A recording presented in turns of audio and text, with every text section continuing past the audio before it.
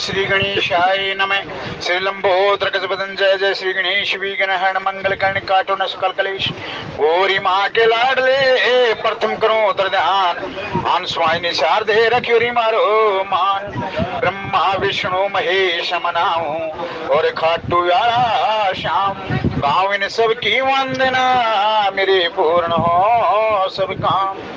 गुरुर् ब्रह्मा गुरुर्विष्णु गुरुर्देव महेश्वराय। गुरुर् साक्षात् परब्रह्म तस्मै श्री गुरुवे नमः। आर्य भवानी तू आस कर मेरे गटकेरी पर्दे खोल। रसना प्रवासा करो तमय शुद्ध शब्द मुख बोल। बोलिए शंकर भगवान की। श्री गुरु चरण सरोज रज निज मन मुकुर सुधार। वर्ण रघुवर विमल जसु जो दायक फल चार।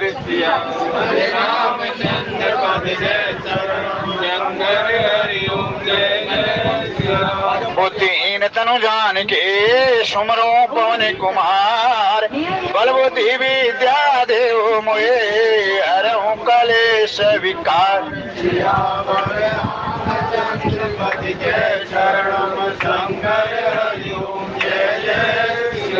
बोलिए शंकर भगवान की। श्री राम जय राम जय जय राम।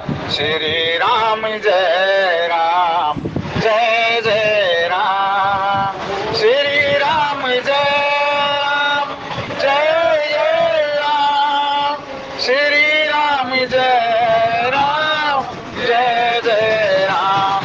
जय जय जय हनुमान गोसाई। कृपा करो गुरु देव की नाई। दीन दयाल विरद संभारी। हरहु नाथ मम संकट वारी। मंगल भावने मंगल हारी। धरहु सुदशरथ अजर विहारी। जनक सुता जगे जननी जानकी। अतिशय प्रिय करुणा निदान की। ताके योग पद कमल मनाओ। जासु कृपाले मल मति पाओ। कवन सुकाज कठिन जग माई। जो नहीं होई तात तुम पाई। चलत विमान कोलाहल होई। जय रघुवीर कह सब कोई। श्री राम जय राम जय जय राम। श्री राम जय राम जय जय राम। कौशल्य आदि नारी प्रिय सब आचरण पुनीत। पति अनुकूल प्रेम दृढ़ हरि पद कमल विनीत। सियापति राम जय जय राम। एक बार गोपति मान माए। बैगलानी मोरे सुत नाई। गरु गृह गाओ तुरत मई पाला। चरण लागी करी विनय विशाला। श्री राम जय राम जय जय राम। श्री राम जय राम जय जय राम।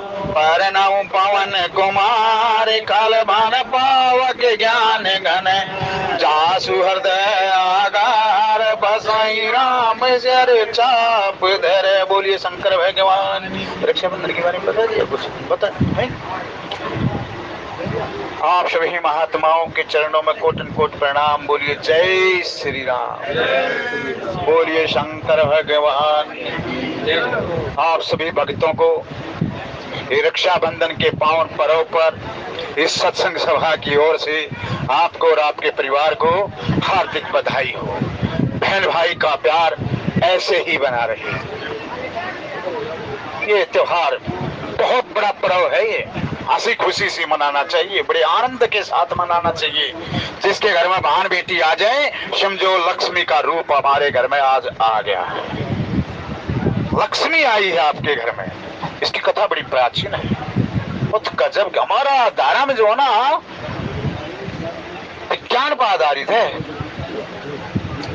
अध्यात्म करते करते जो है चांद पर पहुंच जाओ और ये बता दो कि वहां इतने दिन की रात, इतने दिन की आज जो इंस्ट्रूमेंट लगाओ है, पहले हम वैसे ही गणना करके बता दिया करते, ये है ये है ये है। एक ऋषि ने तो कह दिया कि पानी की तलाश करना जरूर, होश कहे मिल भी जाए, लेकिन चांद पर अमृत है, अमृत को खोज लेना।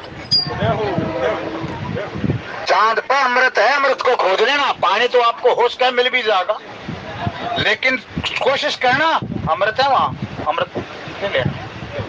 आज जो एक पर्व है, क्यों केरल में जो ओणम का जो त्योहार मनाया जा ना, आज की वजह से मनाया जाए, ओणम का त्योहार जो मनाया जाए। बलि महाराज यज्ञ कर रहे, 99 यज्ञ कर लिए। देखिए परमात्मा ने सबको रहने का अलग अलग स्थान दे दिया, देवताओं को दे दिया, स्वर्ग दे दिया, हमारे जैसे मनुष्यों को पृथ्वीलोक दे दिया, मृत्युलोक दे दिया, और राक्षसों को जो है पाताल लोक दे दिया। और जितने भी ये देवता हैं इनको अलग अलग अपने अलग अलग लोक दे दिए सबके। किसी का दुर्गलोक है, किसी का भूलोक है, किसी का सत्यलोक है, किसी का ब्रह्मलोक है, किसी का शिवलोक है, किसी का अलग अलग लोक है। जिस प्रकार एक पिता का 4-5 बेटे हों, उनका अलग अलग कर दे दे, लेकिन उनका भी ये धर्म बना है, फर्ज बना है, एक दूसरे में नीयत ना रखा, अपनी किस्मत से भरोसा रख करके। ये तो किस्मत की बात है, एक भाई का जो है ना अरबपति है, एक भाई रोडपति है, तो दूसरे भाई की में तुम नीयत क्यों रखना। परमात्मा सब न्यायकारी है, परमात्मा कभी भी किसी के साथ अन्याय करता ही नहीं। लेकिन जो राक्षस प्रवृत्ति है ना, राक्षस प्रवृत्ति क्या है, राक्षस अलग से नहीं होते, हमारे से कुमति सुमति सबके ओर माही, सबके ओर माही है। जब कुमति को दर्जा है सुमति, सुमति दर्जा है कुमति उभार ले जा है, जब राक्षस से प्रवृत्ति आ जाए। राक्षस प्रवृत्ति क्या है, हड़पना, अपने को ही ईश्वर मानना, अपनी ही पूजा करवाना, केवल और केवल अपने ही गुणगान करना और वो परमात्मा को विसार देना। जब परमात्मा को आप भुला दोगे तो नाना प्रकार की व्याधि व्याधि आपके साथ लग जाएंगे, और वही जो है ना राक्षस प्रवृत्ति बन जाया करती। बलि महाराज श्लोकाधिपति बन गया, देवता जो है इधर उधर घूम रहे, सुमेरु पर्वत की गुफाओं में, कंदराओं में, वो सारे के सारे इकट्ठे होकर के देवता अपनी माँ के पास गए। बेटा कितना भी बड़ा हो जाओ, जब भी कोई आपत्ति आओ ना, जब भी आओगा, गारंटी है ये, अपनी धर्मपत्नी की शरण में कोई नहीं जाएगा, ये लिख लो आप, अपनी माँ की ही शरण में जाएंगे सब के सब। माँ मेरे साथ ये, और माँ ऐसी है उसका निवारण भी कर देगी, अपनी बेटे के सुख की कामना के लिए पति को त्याग देगी, लेकिन अपने बेटे का जो है सुख रहना चाहिए। सारे देवता गए, माँ ऐसे ऐसी बात है। बोले कोई बात ना बेटा, मैं तुम्हारे पिता महाराज के पास जाऊंगी। पिता महाराज के पास गई, कहने लगे कि इसका अगर तेरे तू चाहती है तेरे पुत्रों को राज वापस मिल जाए, स्वर्ग वापस मिल जाए, दोनों एक कठोर व्रत करना होगा। कहने लगी कोई बात नहीं। व्रत का क्या नाम है, बोला पयो व्रत है उस नाम का। एक तेरा ऐसा पुत्र होगा जो तेरे पुत्रों को खोया हुआ राज्य दिला देगा। माता अदिति ने 1 साल तक को कठोर व्रत किया। इधर शुक्राचार्य, ये इंद्र की एक पदवी है, स्वर्ग जाने की एक वो है, हम भी स्वर्ग जा सके, आप भी गाड़ी के पास 100 यज्ञ कर लोगे तो आपको स्वर्ग की प्राप्ति हो जाएगी। बलि महाराज ने 27 रूप से सत्ता जमाने के लिए 99 यज्ञ कर दिए, 100 यज्ञ हुए। इधर माता आदित्य का व्रत संपूर्ण हुआ। एक पुत्र की कामना की थी, पुत्र की कामना की थी, पुत्र की कामना की। बलि वामन भगवान आगे, वामन भगवान ब्रह्मचारी का रूप धारण करके कहने लगा कि माँ भिक्षा, भिक्षा लाओ बेटा।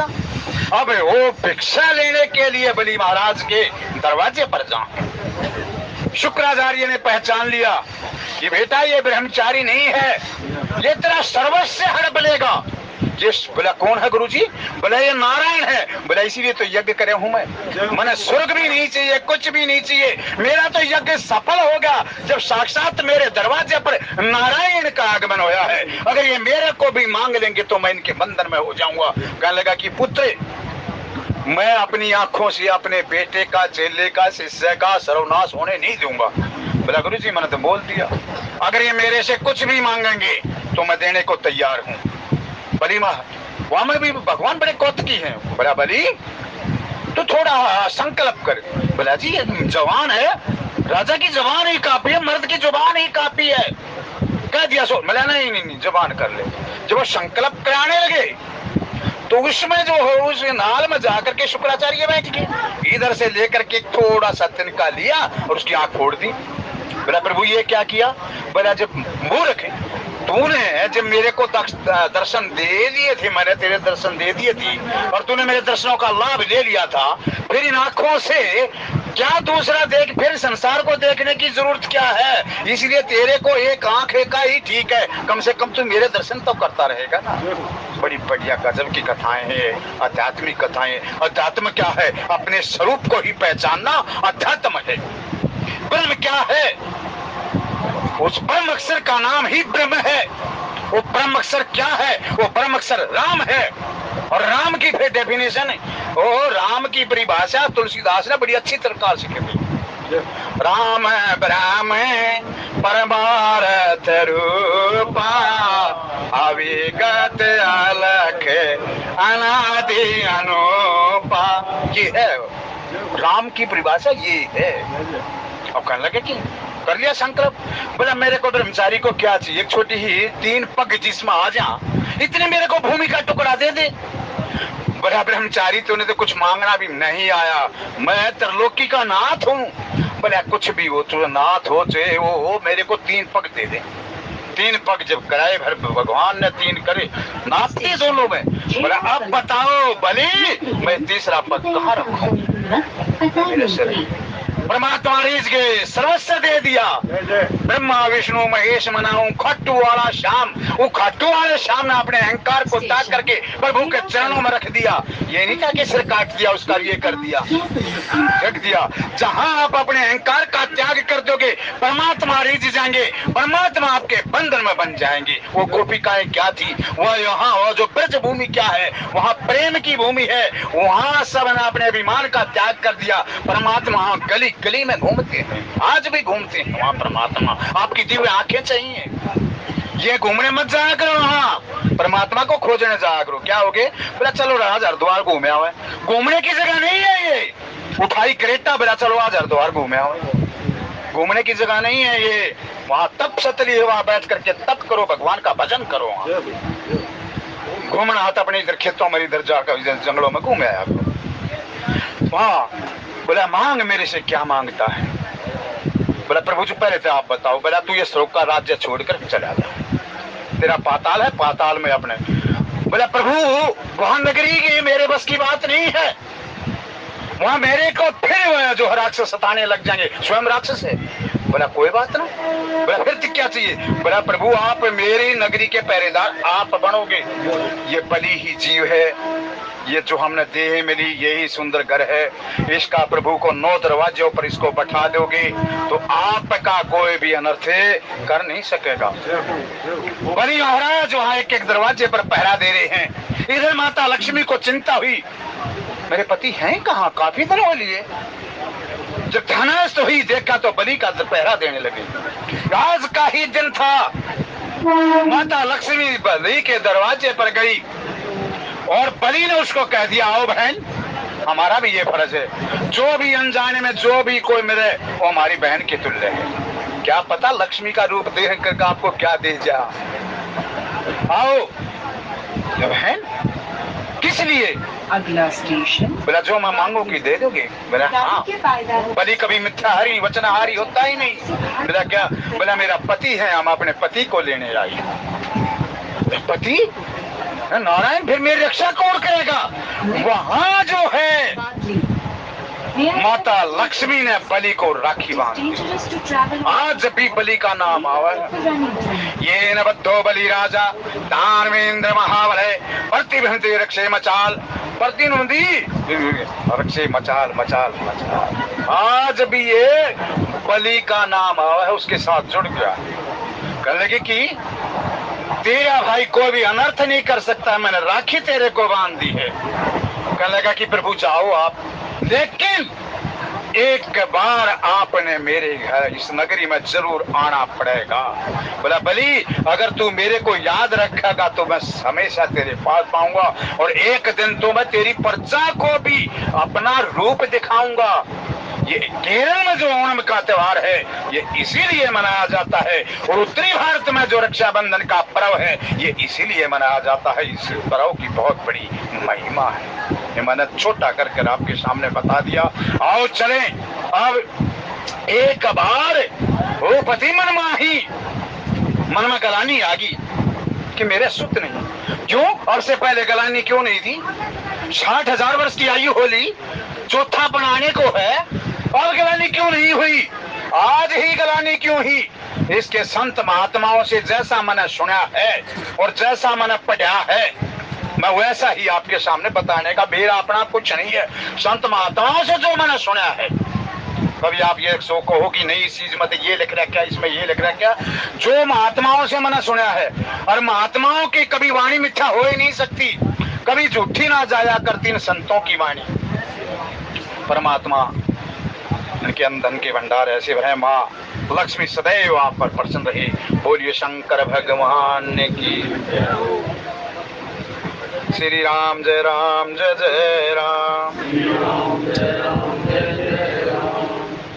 अब एक बार की बात, राजा दशरथ को साधारण था नहीं, मनुरूप उसका पूर्व चरित्र, उससे चरित्र जो एक ब्राह्मण का, उल्का नाम का ब्राह्मण भी था। ये बंधुओं जिसने दान किया ना, राज उसी ने मिला है। और जो धन होते हुए और उसको गांठ मार के बैठ गया ना, वो सड़कियों नहीं पाओ गारंटी। उल्का नाम का ब्राह्मण मंदिर में एक अनुष्ठान पूरा कर दिया और उसके बाद दान करना। एक पिशाचिनी रोती रोती आई, शंकर भगवान से रोजाना जो है ना बात किया करता था। उल्का नाम का ब्राह्मण जो सत्यनारायण भगवान की कथा में भी आओ, ध्यान से सुनी हो तो आपने सत्यनारायण भगवान की कथा।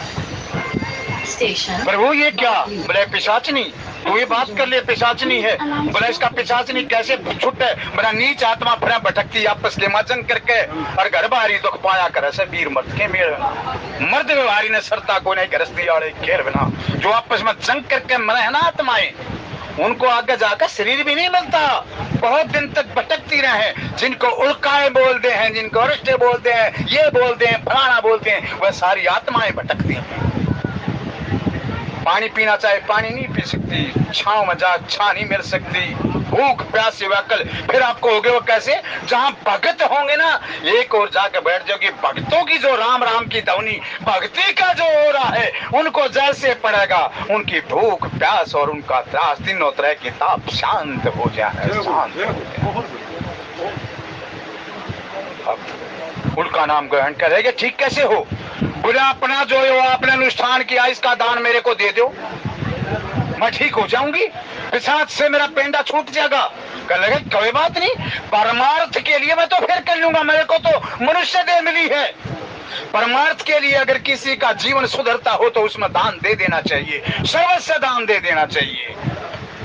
शंकर प्रिया दान दे दिया। शंकर भगवान वहीं प्रकट हो गए कि उल्का तो जा अगले जन्म में दशरथ बनेगा, ये तेरी प्रिय नार कौशल्या बनेगी। ये था दशरथ जी महाराज, यही दशरथ जी महाराज थे, ये कौशल्या अदिति थी, यही मनु महाराज थे और ये इनकी धर्म पत्नी शत्रुपा थी। दशरथ को साधारण था, हम वैसे कहते हैं दशरथ कामी था, ये था, ये था, नहीं, बिल्कुल भी कामी नहीं था। जिस रोज जो काम होगा, जो कामी होगा, उसके घर में तो कभी राम आएंगे नहीं। और उसके घर में नहीं, उसकी तो गोद में खेलते हैं सीताराम सीताराम। ये सौभाग्य सिर्फ एक दशरथ जी महाराज को मिला है, जो माता सीता उसकी गोद में खेले है, जो सारी प्रकृति सीता माँ की गोद में खेलती है। आज वो माता सीता उस दशरथ की गोद में खेलते है। कितना बड़ा होगा दशरथ। जब भी देवताओं पर को कष्ट आया, दशरथ जी महाराज ने वहां उनकी सहायता की है, अपने प्राणों को दांव पर लगा दिया दशरथ जी महाराज ने। लेकिन इंद्र आधा सिंहासन दिया करता उसको। और जैसे एक दिन दशरथ जी महाराज गए, इंद्र उस सिंहासन को धोने लग गया, और इतने में श्रीमन नारायण नारायण करता हुआ जो है भगवान का मन है ना, वहां पहुंच गया। नारद जी कहने लगे कि ये क्या कर रहे हो देवराज, उसके सामने तो इतनी चापलूसी है, उसको सिंहासन देना। आज भी यही है, सामने से बड़े मीठे और पीछे जाओ तो छोटे न करेगी कथा वथा करे ये सब। ये हम तो सुन ले हैं, भगवान का नाम है जाता ही ना, कोई क्या कथा ऐसी सब हमने सुना ही ना हम कथा। लेकिन कथा किसी की एक व्यक्ति विशेष की नहीं है, ध्यान कर लो। ये कथा भगवान की कथा है, हमारे संसारी जीवों की व्यथा है। और व्यथा कोई सुनता नहीं। मैं खड़ा होकर कहने लग जाना व्यथा अपने घर की, बैठ जा घर घर ये सोते हैं। ये कथा का प्रभाव है जो आप इतनी महान आत्माएं इन कथाओं को करना। व्यथा कोई किसी की नहीं सुनता, बाप बेटे की नहीं सुनता व्यथा, पति पत्नी की व्यथा नहीं सुनते यार। आजकल तो ऐसा हो रहा कलयुग में। कल छोड़ यहाँ से, तेरा जो कुछ करना हो कर ले। ये पत्नी और मैं बताऊं, सब अपने तना का धक्के दे रहे हैं, लेकिन भगवान का नाम मत छोड़ो। सब ने पता है घर गृहस्थी कैसी है। ये आपस में एक वो बना रहे हैं। जहाँ बात है घी खिचड़ी की, वो तो बंधुओं हजारों में एक गृहस्थी है जिसकी घी खिचड़ी है। बाकी सब कंप्रोमाइज पर चल रही है दुनिया, कंप्रोमाइज। जैसे ये दिल्ली है ना, या सारी दिल्ली पावर अटॉर्नी पर बस रही है। रजिस्ट्री तो किसी एक आधे भागाड़े की पाओगी, सारी पावर अटॉर्नी पर है। ऐसे ये कंप्रोमाइज पे गृहस्थी चल रही है, घी खिचड़ी तो एक आधे भागाड़े की है। लेकिन करके चलो, ये हमारे अगले पिछले कर्म है। कहने लगा कि क्यों तेरे को धक्का दिया उसको, दशरथ को? बोले संतानहीन है, संतानहीन पापी है। अगर संतानहीन मर जाए उसको देवता क्या भगवान भी उसका आदर नहीं करते। यही बात नारद ने आन के और दशरथ जी महाराज को कह दी कि इंद्र ऐसे ऐसे कर रहा था। वहां पर गलानी होगी और सब कुछ छोड़ करके एक कथा और है इसकी। अब ये सारी सुनाने लग जाना, क्यों? अलग अलग कथाएं हुई हैं। और इंदुती जो अपने बेटे को रोवाने लगी, बोला बेटा क्यों रो रहा है, ये इसलिए रो रहा है, अब तो पुरोहिती कर लिया, अगर जब तुम्हारा राज ही हो चला जाएगा हम किसकी पुरोहिती करेंगे। ये अनेक प्रकार की, ये भी अपनी जगह सारी की सारी कथाएं ठीक है। सीधा गुरुजी महाराज के पास गए और बताऊं, सच बताऊं बंधु, आपने ये ब्रह्मा की सृष्टि में आए हो तो यथासंभव परमात्मा को साक्षी मान के, सबके कर्म में नहीं होता दूध, लेकिन फिर भी हमारे पता है क्या है, हमारे ऋषि मुनियों ने एक परंपरा चाली है, गोद की परंपरा करती है, गोद की। यही ये कथा किस प्रकार मोड़ दे है मैं आपको सुनाऊंगा। इस कथा को सुन लेगा, उस कथा को जो सुन लेगा उसकी भक्ति दृढ़ हो जाएगी। और ये जो जंगलों में अंडा है नाग, ये नाग देवता, ये देवता, ये कुछ नहीं कहेंगे, आपके मित्र बन जाएंगे। इस कथा का इतना प्रभाव। ये जो नाग पंचमी गई ना, ये नाग पंचमी क्यों मनाई जा है? हम तो एक बात बताओ, बुध को नंबर आवा है, इतने में नाग पंचमी चली जा है, ऋषि पंचमी जी चली जा है, बसंत पंचमी भी चली जा है। ये 5 पंचमियां ना, ये बड़ी गजब की पंचमियां, उनमें है कि नाग पंचमी। ये नाग पंचमी यही है। वासुकी नाम का नाग हमारा उद्धार कैसे होगा? इधर जरत्कारु नाम का एक ऋषि है, जरत्कारु नाम का ऋषि जंगलों में तपस्या कर रहा, हड्डी मात्र रहेगी, केवल और केवल हड्डियां हड्डियां। अब आप कहोगे क्यों? ये भाई सतयुग में हड्डियों में प्राण होया करते, त्रेता में मांस में प्राण थे, और द्वापर में जो चमड़ी में है, अरे कलयुग में है ना केवल और केवल अन्नमय प्राण है। 3 दिन अन्न मत खाइयो, नाम नाम से तो हो जाएगा। अन्नमय प्राण है। अब आप कहोगे जी नाम से 10 दिन छोड़ दोगे, गोड्या में 5 दिन पड़े रहोगे, क्या फायदा उस जीने का जो कुछ करने लायक नहीं रहोगे। वाशरूम लैट्रिन भी और कोई हटा होगा। ये अन्नमय ही प्राण है। तर्क विर्क का कोई है वो नहीं है। तर्क विर्क ये है जो ऋषि महात्मा जो बताओ, ये सच बताओ, इसमें तर्क विर्क हम कितने कर लो। और अपवाद तो हर जगह पाजा है, आज भी है, लेकिन वो अपवाद मिटाने के लिए वो भी ऋषि महात्माओं का सहारा ले है। बोला जी मैंने एक पत्ता खाया था, सारा दिन भूख ना लगी। अरे खाया तो था ना तूने, वो पत्ता है आज भी, जिसको ऋषि महात्मा खा करके पूरे पूरे दिन तपस्या करते हैं, क्योंकि अन्न में दोष है। अन्न का दोष मिटाने के लिए एकादशी का व्रत इसीलिए किया जाता है। एकादशी का व्रत बड़ा पावन व्रत है। जटकारू देखा कुछ महात्मा उल्टे लटके हुए और थोड़ी सी उनकी रस्सी बची हुई और उसको चूहा काट रहा, और नीचे कितना भयंकर सर्प मुंह फाड़े। जटकारू देख का चंबे में हो गया कि हो क्या गया ये। वो गया कि कौन?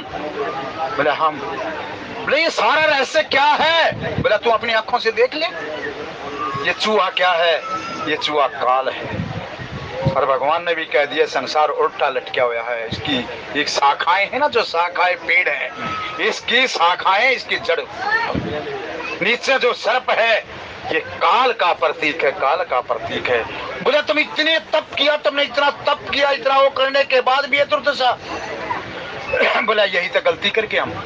तप अपनी जगह है, लेकिन जब तक भगवान के नाम में प्रीति नहीं हो जाएगी, जब तक भगवान के नाम का आप कीर्तन नहीं करते होगे, जब तक आप इकट्ठे होकर के सत्संग नहीं करोगे, जब तक आप कथा श्रवण नहीं करोगे, जब तक आप भक्तों का चरित्र नहीं सुनोगे, आपको भगवान की प्राप्ति होगी ही नहीं। तब के बल से आप राजा बन जाओगे, तब के बल से आप बली बन जाओगे, तब के बल से आप धनवान बन जाओगे, लेकिन अंत वो तो आपको भगवान का धाम मिलेगा नहीं। जब तक आपके पास तप का फल है तब तक तो ठीक ठाक है, बाकी फिर वही धक्के खाने। जिस प्रकार किसी का बाप बहुत साहूकार हो और खाते में गिरवाजे हाथ से, आजकल 1,00,000 2 लाख की तो गिनती रही नहीं, करोड़ 2 करोड़ को, करोड़ नहीं ना मानते। जब 5-5 करोड़ का किला हो गया तो करोड़ ने क्या मानेंगे? जब तक उसमें है किसका बल? धन का बल। खाते से लेकर वो अपने खूब घूमो फिरो मौज लो। जब वो खत्म हो जाएगा, वो तपस्या का बल, ये तपस्या धन भी तपस्या से कमाया जा, वैसे से नहीं कमाया जा। बड़ा पसीना हो इसको कमाने में, नहीं तो जाकर पूछ लेना। और भाई किसी की ऐसी पोस्टिंग हो रहा है, ऐसा को जो कर रहा हो तो ठीक है, नहीं तो धन कमाने के लिए तो पसीना ऐसे बहाना पड़ेगा। जब धन हाथ लगे थोड़ा सा, वो भी लग जाए तो ना, तो मारे तो हाथ में कहा करते ना, ये क्या मैं सर खेती मुंह पड़ दे। जब ये खेत जमींदारों का धन तो सारा खेत में, सबके धन शेड में है, लेकिन जमींदार का धन ऐसा खुले आंगन में पड़ा है। परमात्मा इसको देने वाला है सुबह से शाम तक। ये मत मानिए जमींदार जिसके जमीन नहीं, मजदूर वर्ग से लेकर के जो भी उस खेती में काम काज करे है, वो सारे के सारे किसान की डेफिनेशन में हो।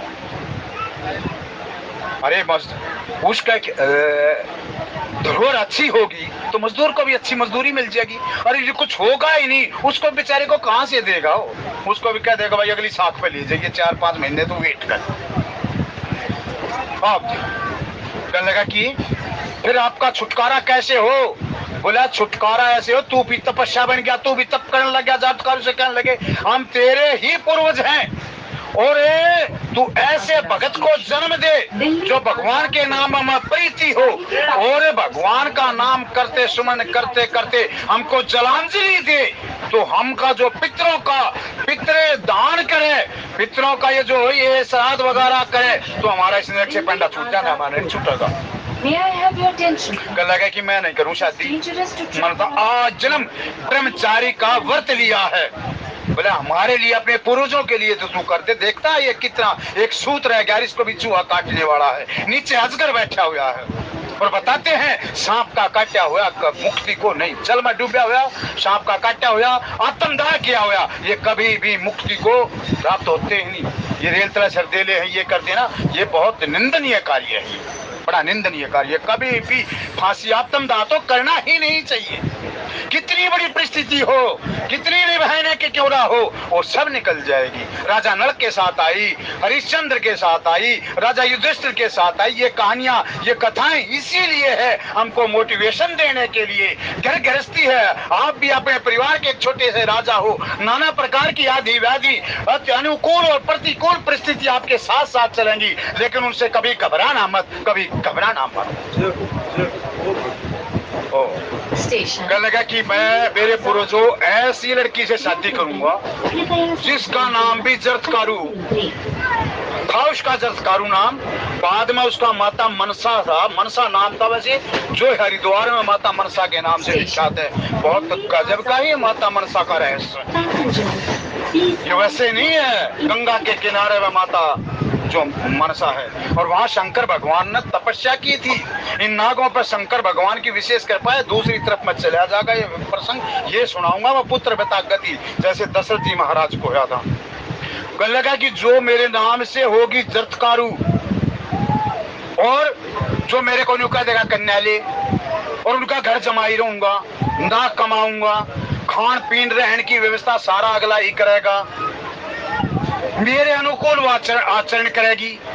ऐसा अगर कोई मेरे को देगा कन्या तो मैं मरा व्रत संसार में चला जा। क्या तोड़ा है संसार में, आवाज लगाता है कोई मेरे को कन्या दोगा, वो कन्या सब वो क्यों हटिया ये दिया है, कौन अपनी लाडली को उसको दे। इधर वासुकी नाग ने ऐलान कर दिया कि हमारे को माता कुद्रू ने जो शाप दिया था, उस शाप की निवृत्ति तभी है, नहीं तो हमें जन्मे जी के यज्ञ में हमने भस्म होना ही होना पड़ेगा। अब ये सुन लो ये शाप किस प्रकार से दिया था। अब ये कथा थोड़ी इस तरफ आ जाए। कश्यप जी महाराज तप से उठे, जैसे तप से उठे बड़े प्रसन्न मुद्रा में, बड़े प्रसन्न। और अच्छी संतान के लिए तपस्या करनी बहुत जरूरी है। कहने लगे कि देवियां मांगो, क्या मांगो हो। मैं आज बड़ा प्रसन्न हूँ, इतना प्रसन्न हूँ, जो तुम मांगोगे वही तुमको मैं दूंगा। बोला जी मैंने सुना है उसका एक का नाम था कश्यप जी का 13 पत्नियां थी, उनमें से एक, क्योंकि माता अदिति को भी पुत्र हो गए थे, देवता हो गए थे, और इधर माता अदिति का भी दानव, तनु का भी दानव हो गए थे, अदिति का भी राक्षस हो चुके थे। दो हैं ऐसी जो माता कुद्रा और माता विनीता, जिनका पुत्र की प्राप्ति अभी तक नहीं हुई। कहने लगे कि हमारे को पुत्र नहीं, हमारी बहनों को पुत्र हो गए हैं, और एक पुत्रहीन माता की क्या दिशा हो है। कहने लगे कि मांग कुद्रा क्या मांगती है। बोला मेरे को 1000 पुत्रों की प्राप्ति हो, और वह इतने शक्तिशाली हो कि उनसे सारा संसार जुड़े। वो हुकारा भी बने ना, हुकारा जैसे हम बोलते ना, ऐसे उनकी पुकार से सबका सब ये ताप में इतना हो, ये जल करके राख हो जाए, ऐसे मैं पुत्रों को चाहती हूँ। बोला एवं वस्तु। अब माता विनीता से, माता विनीता थोड़ा भक्ति भाव की थी, उस टाइम पर भक्ति भाव था। कहने लगा कि मेरे को ऐसे पुत्रों की प्राप्ति दो जो भगत हो, और इनके हजारों पुत्रों को भी अन्याय करे ना तो उनको दबोच ले, उनको समझाने का प्रयत्न करे। बोला ऐसा ही होगा। कुछ समय के बाद माता कुद्रू ने 1000 अंडों को जन्म दिया। वहां के जो वैद्य थे कहने लगा कि भाई ये प्री मैच्योर डिलीवरी है, इनको अलग अलग बर्तनों में रख दिया जाए, समय अनुसार इनका जो है ना जन्म, बच्चों का जन्म अपने आप हो जाएगा। जिस प्रकार आजकल प्री मैच्योर डिलीवरी हो ना, वो बच्चों को नर्सरी में रखते हैं, ऐसे ही अलग अलग पात्रों में रख दिए गए, 1000 पात्र बना दिए गए। माता विनीता के 2 अंडे हुए, उनको भी अलग अलग पात्रों में रख दिया गया। बताते हैं 500 साल के बाद वो अंडे फोड़ कर निकले भयंकर सर्प, और ऐसे सर्प निकले कि वो इच्छाधारी सर्प थे। वो मानव का रूप भी बना सके थे, नाग का रूप भी बना सके थे, एक बाल नुमा भी रूप बना सके थे, और चलने फिरने में इतने भयंकर, एक एक नाग में 1000 योद्धाओं का बल। वैसे काबू में नहीं आओ तो अपनी जुबान से जो है ना अगले को वैसे ही मार डाल दें। ऐसे इतने तगड़े तगड़े योद्धा माता, जिससे माँ के इतने बड़े वीर हों, वो किस गांधारी ठीक थी, पतिव्रता थी, लेकिन कभी कभी उसको पुत्रों का अभिमान हो जाता कि मैं 100 पुत्रों की मां हूं। धृतराष्ट्र को यही था कि मैं 100 पुत्रों का पिता हूं। पद का, पूत का, धन का कभी भी अभिमान नहीं करना चाहिए। इधर वो उसको ताने देने लगी, सगी भाई है, सगी बहन है, सगी भगनी है, लेकिन कहने लगा कि देख तेरे भाग में पुत्र है ही नहीं। माता ने क्या किया, वेट नहीं किया और एक अंडे को फोड़ दिया। जैसे अंडे को फोड़ा एक दिव्य प्रकाश निकला, उतना प्रकाश, सूर्य का प्रकाश भी उसके सामने। उसका नाम अरुण। जो ये आप देखते होगे ना, कभी प्रकृति के नजारे लेना, गर्मियों के मौसम में जाना जहां बड़ी शांति हो, और जब सूर्य उदय होने से पहले जो लालिमा है एक दिखाई देगा, अपने एक मुख होगा, नीचे का हिस्सा नहीं होगा। कहने लगा कि माँ तूने ये क्या कर दिया, मैं ऊपर से तो तैयार था लेकिन नीचे का मेरा हिस्सा तैयार नहीं था, माँ तूने अनर्थ कर दिया। ये दूसरे मेरे भाई के साथ ऐसा मत करना, अभी इसका समय नहीं है, अभी इसका 500 साल और लगेंगे, अभी ऐसा अनर्थ मत करना। वही उसका नाम अरुण होया, जो सूर्य देव भगवान का सारथी हुआ। ये कहना ही भी है, जो कपोल लीलाएं हैं ये सारी की सारे तुम याद करोगे, हम याद करेंगे, जो हमारे इन ब्राह्मणों ने जो ग्रंथ में लिख दिया। बोले इंद्र चंदा दोनों चाले मत का एक बात ने, इंद्र के घर गौतम के घर पहुंच गए वह जारी करना रात ने। और जब लग रहा तो तिकी फटकार लगाई थी उसके, चांद कैसे आई वो शाही आज तक है, कहीं खड़े हैं कहीं कुछ हैं। अरे पृथ्वी के खड़े थे मिटा दिए, किसने मिटा दिए, पृथ्वी महाराज ने मिटा दिए। पाप था, इंद्र का पाप था, वो पाप जो है ना जो 5 जगहों पर वितरण हो गया, लेकिन वहां का जो पाप था, चंद्रमा जो पाप ले घूम रहा है, जो आज भी चांद का शाही है, उसको मिटाने वाला कौन होगा। हम मान्य नहीं करते, वहां का एक दिन, यहाँ के 14 दिन, अब तो मान गए ना। वहां दिव्य वर्ष की गणना करा करते जो कोई मानने को तैयार नहीं हुआ करता, अब वहां देख लिया कि वहां का एक दिन और यहाँ के 14 दिन हो जाए। तो इसके मतलब जो हमारे जो है ना कभी भी इन शास्त्रों पर इनमें, हाँ उनका कोई रूपांतर करने वाला किस ढंग का मिले है वो आपके ऊपर डिपेंड करे है। उस श्लोक का वो अर्थ का अनर्थ करे है या स्वार्थ करे है या परमार्थ करे है, ये तो उसके ऊपर है ना भाई। एक ही श्लोक है, उसके 3 तरह के व्यक्ति हैं। एक तरह ज्ञानी बनने के लिए, अपनी वाही लूटने के लिए अर्थ का अनर्थ कर देगा चौपाई का। एक जो है स्वार्थ कर देगा, इस चौपाई में ऐसा बोल दो तो मेरे को काफी प्रेरित होकर मेरे को धन दे देंगे अपनी स्वार्थ की पूर्ति के लिए। और एक करेगा परमार्थ, कि ये तो चौपाई जो परमार्थ के लिए है, इसका परमार्थ का ही भेद बताना चाहिए। ये तो श्लोक है, कोई स्वार्थ कर दे है, को अनर्थ कर दे है, को परमार्थ कर दे। दूसरे बच्चे का फिर प्रादुर्भाव हुआ, अपने सौतेले समय पर जो है बच्चे ने जन्म लिया, बड़ा ऊंच नाद करता हुआ, जिसका नाम गरुड़ भगवान था। बड़ा विशाल काय, माँ को प्रणाम किया। माँ से कुछ देर के बाद बोला, माँ ये तेरा दासियों वाला रूप क्यों, मेरी मौसी है और सारी मेरी मौसियां वो अच्छी तरह रहे हैं, तू दासी। बोला बेटे ऐसे ऐसे शर्त लगी थी, वो शर्त भी सुन लो, फिर उसके बाद कभी फिर सुनाऊंगी। वो शर्त क्या थी, दोनों बहन जारी माता कुदरा का 1000 पुत्र हो गए। दोनों सुबह सुबह सूर्य देव के दर्शन करने के लिए गई। सूर्य देव के दर्शन करने चाहिए, सूर्य देव के दर्शन के लिए गई। वहां सूर्य देव का जगह जो घोड़ा जोता हुआ था, माता विनीता कहने लगी देखो कितना सुंदर घोड़ा है, ये घोड़ा समुद्र मंथन से निकाला गया था। अब आपको कि वो है ये नहीं, ये कल्प के अनुसार है ये, और ये सफेद रंग का घोड़ा है। बोला नहीं, एक आधा होया करो, उसकी बात ना काटने के लिए उल्टी करेगा। बोला इसमें न्यू लिख रखा है, नहीं इसकी रंग काला है, जबकि जाना हो सफेद है। बोला नहीं, तेरी बात काटनी है, मैंने इसका रंग काला है। बोला फिर काला तो जीवन मरण की बाजी लग जाए, अगर सफेद होगा तो मैं दासी, सफेद पूछ नहीं हुई है तो तू दासी। कल इसका परिणाम फिर कल होगा। अपने सारे पुत्रों की मीटिंग बुलाई। बोला तेरी मौसी के साथ मेरी ऐसी ऐसी शर्त लगी है, अब तुम्हारे आप, तुम हो इच्छाधारी नाग, इतने सूक्ष्म रूप से बन जाओ कि उसकी पूंछ जो है काली दिखाई देने लग जाए। कुछ नागों ने बहिष्कार कर दिया, कहने लगा कि अन्याय में हम साथ नहीं देंगे। उसमें था शेषनाग, वासुकी नाग, तक्षक नाग, अन्य अन्य कुछ ऐसे नाग थे जो धर्मात्मा नाग थे, जो धर्म कर्म को जानते थे। बोले माँ, हम जो है जहाँ धर्म की बात होगी तेरे अधर्म का हम साथ नहीं देंगे। अब माता कुद्दा भी कुदराई थी, जो नागों को जन्म देती वो अपने पुत्रों को खाना भी जाना है। कहने लगी जाओ मैं तुमको शाप दूं, आगे चल करके एक बहुत बड़ा राजा यज्ञ करेगा, उस यज्ञ में तुम सारे बल से जाओगे। एक धृतराष्ट्र भी है, धृतराष्ट्र भी एक नाग की प्रजाति है। इला नाग का भी नाग है, एक शेष नाग भी है, वासुकी नाग भी है, तक्षक नाग भी है।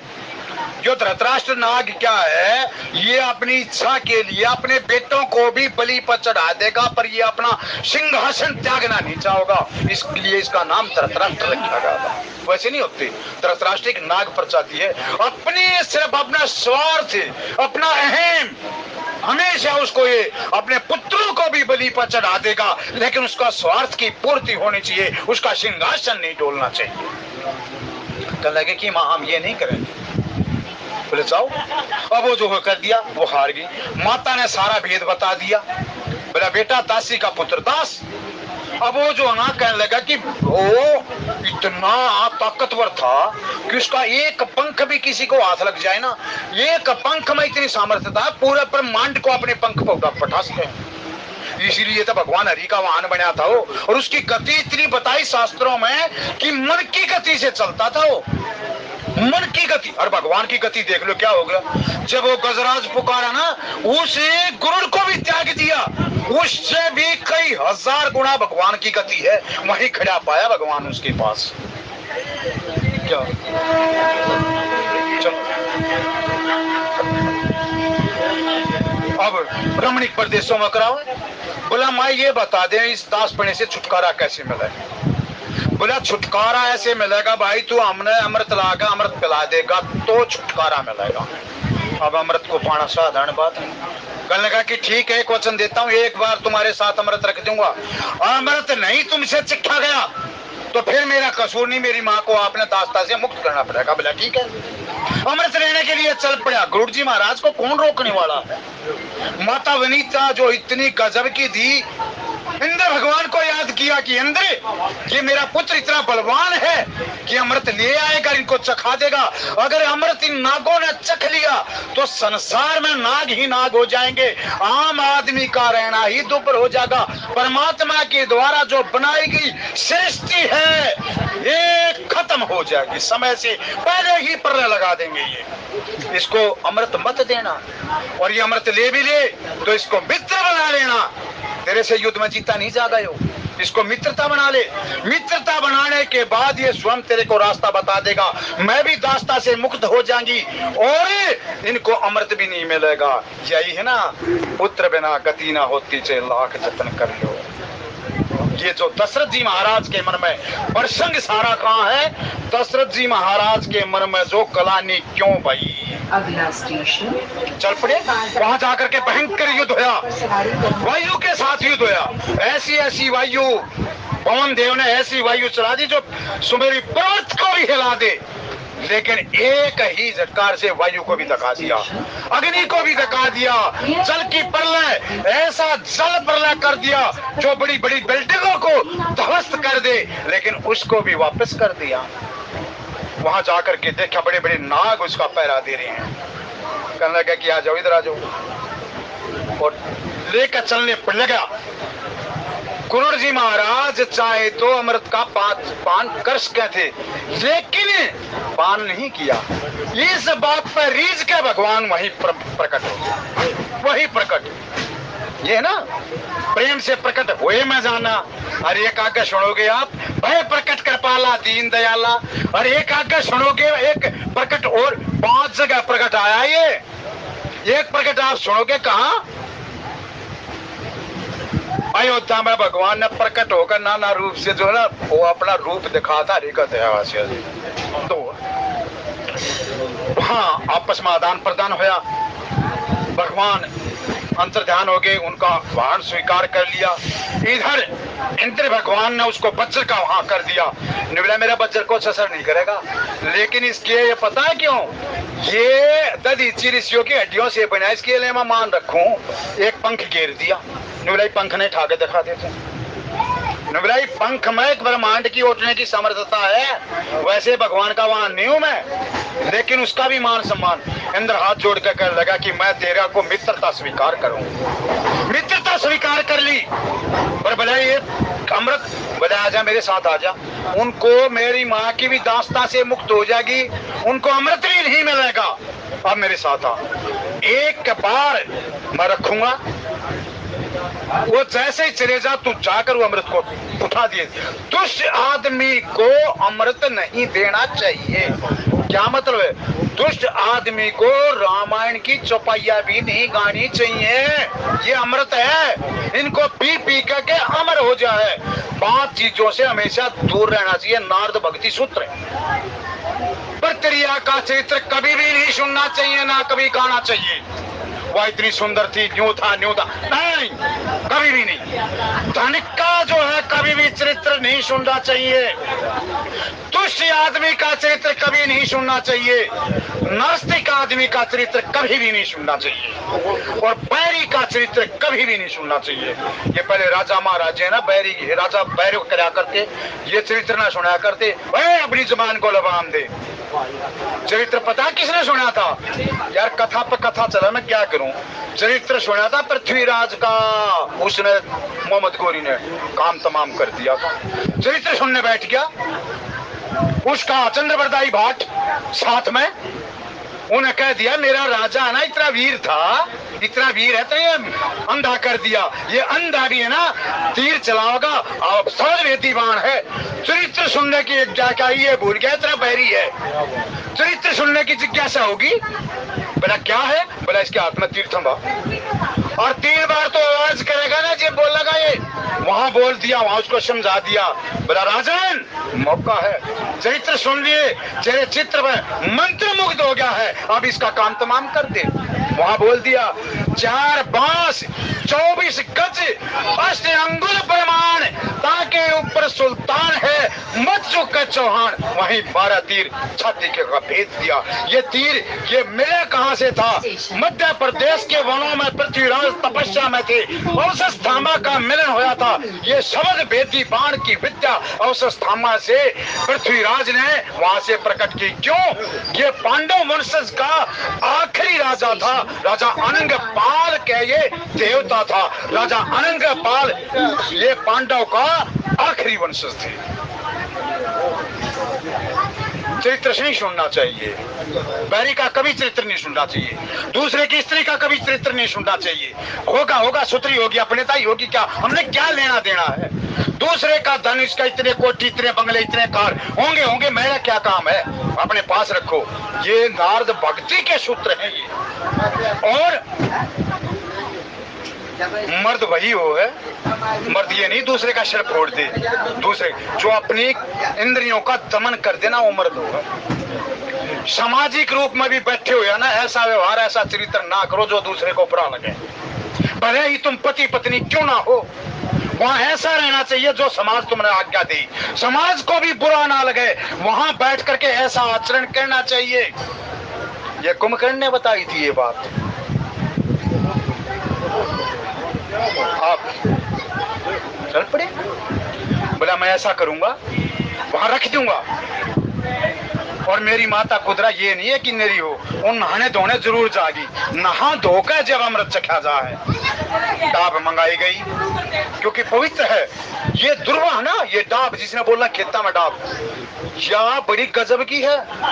इससे एंटीबायोटिक औषधि और को है ही नहीं। जब ये चंद्र ग्रहण सूर्य ग्रहण हो ना, जब ये विष गिरे हैं, और आपने देखा होगा बड़े बूढ़े माँ कहेंगे रे डाब लिया और सारे के गिर दो। इस डाब में इतने एंटीबायोटिक है, उसका जो जहर है ना वो सारा सोख ले है वह, और उस जहर से बचा दे है। जो ये श्राद्ध लिखा है ना, इस 5 उंगलियों में अंगूठी बनाकर ये जो ना वो तर्पण कराया जाए, पता है क्यों? ये जो नीच आत्माएं है ना जो भटके हैं, ये दोहरे नहीं आऊंगी, नहीं तो उसके भाग को खाने का तैयार हो जाए। इसलिए डाब बिछा के उस पर जो है भोजन तैयार कराया जा है, सारे का जो बाढ़ डाब का ही जो जनेऊ पैर कर ये करके। अब तो पंडित रहे कहाँ यार, अब तो ना तो को श्राद्ध करनी ना को श्राद्ध करवानी, नहीं तो सारे ऐसे करवा करते। ऐसे ही वो कलश जो है डाब पर रख दिया गया और माता कहने लगी चलो नहा धोकर अमृत आ गया, अमृत चखेंगे। अपने पुत्रों से कहने लगी। अब जैसे चली गई वहां का वो घड़ा लिया भाग गया अमृत।